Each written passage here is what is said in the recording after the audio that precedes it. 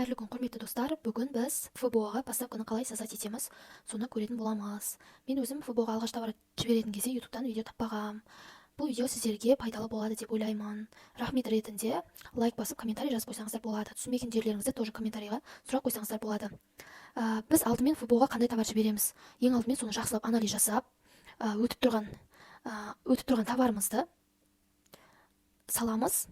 Менде жағдайлар болды, осылай ФБО-ға товарымды жіберіп, тура товарымды жіберетін кезде мен енді ақшам болмай қалды ма, сол кезде мен остатокты нөлге қойып қойдым. Пока ол товарым жеткенше, карточкамның рейтингі түсіп кетті ма, бірақ сол товарым қатты өтпей қалған кездер де болды. Сол үшін товарымызды ешқашан остатоктен нөлге қоймаймыз. ФБО-да логистика комиссиясының барлығын есептеп алыңыздар, себебі ФБС-ге қарағанда сәл қымбатырақ жүреді. Бірінші аккаунтымызға кіріп, екінші тұрған поставки дегенге басамыз.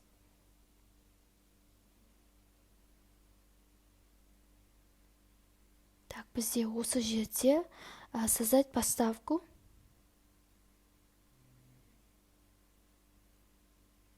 добавить вручную.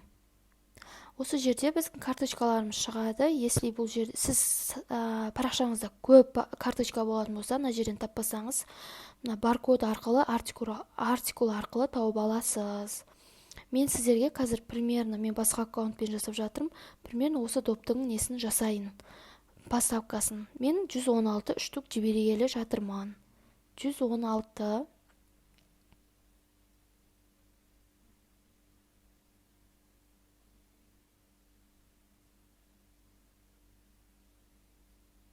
Так, міне осы жерде барлығы шығып тұрады.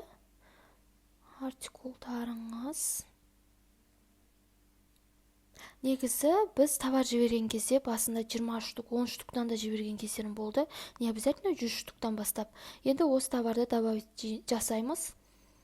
Так, міне новый черновик ашылды. Баркодымыз, мяч, спортивный касса. Так, енді біз добавить деп басамыз.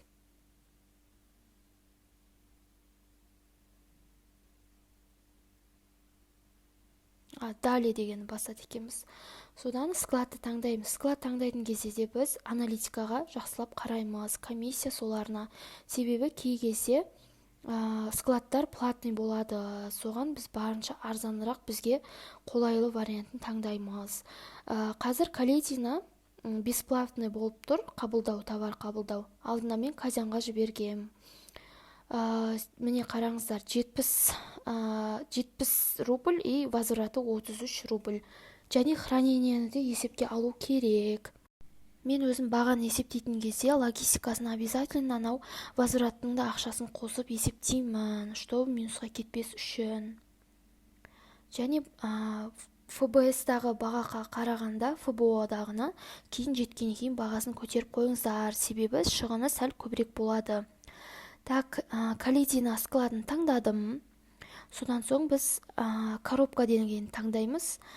Басында әрине коробкамен жібереміз, монопалеттамен үлкен оборотыңыз болса, осымен жіберіңіз.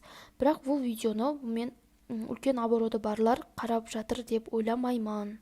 Сондықтан біз қазірше просто коробканы таңдайық. Міне, мен қазір бір ғана артикул жасап жатқандықтан 116 штук. Барлық коробкаға артикул бірдей шығады. Артикул, QR кодтары, штрих-код кешіріңіздер. Озвучка жасап жатқам ғой. Енді дата поставкені қалай таңдаймыз? Бізде Қазақстаннан Россияға шейін бір апта 10 күнде жетіп барады. Сол үшін біз плановый датаны ең соң ашылып тұрғанға создать етеміз 16 февральды. Кейде 14-13 февраль жетіп қалса, телефоннан да осы жерден қайтадан перенести деп датаны ауыстыра береміз. 16 февраль таңдадық. Так, міне қараңыздар. Менде 116 товарды бір коробкаға сыймайды, сол үшін 2 коробкаға теңдей қылып бөліп жіберемін. Количество коробкаға 2 штук қоямыз. Изгенерировать шка дейміз, штрих-кодтары. Мұна жерде 2 коробканың баркодтарын шығарамыз. Так, баркод менде біреу. Оны таңдап, Мен қазір мына жерге 58 штук деп жазамын. Срок годности керек емес бізге. И сохранить деп басамын. Так, екіншісінде де солай. Если сізде бір коробкаға, негізінде бір коробкаға 5 түрлі артикул, баркод жасауға болады. Если бір коробкада 2-3 болатын болса, мына жерде өзі шығып тұрады. Мысалы, доптан 15, тағы, спортивный товарлардан әрқайсынан 15, 3, 5, 10, солай жасаймыз. Содан соң распечатчик всех коробов деп, осыны термопринтермен шығарып аламыз да, коробкаларға жабыстырамыз.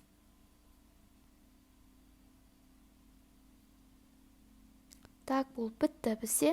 Енді келесі мына жерде бұл біздің поставканың несі, поставканың штрих-коды. Осыны шығарып, желательно бір коробкаға 2-3-ден жабыстыра берген жөн. Себебі доставка барысында мына нелер көшіп кетуі мүмкін. Сөйтіп товарыңызды қабылдай қалмай шығынға кетесіз тағы да.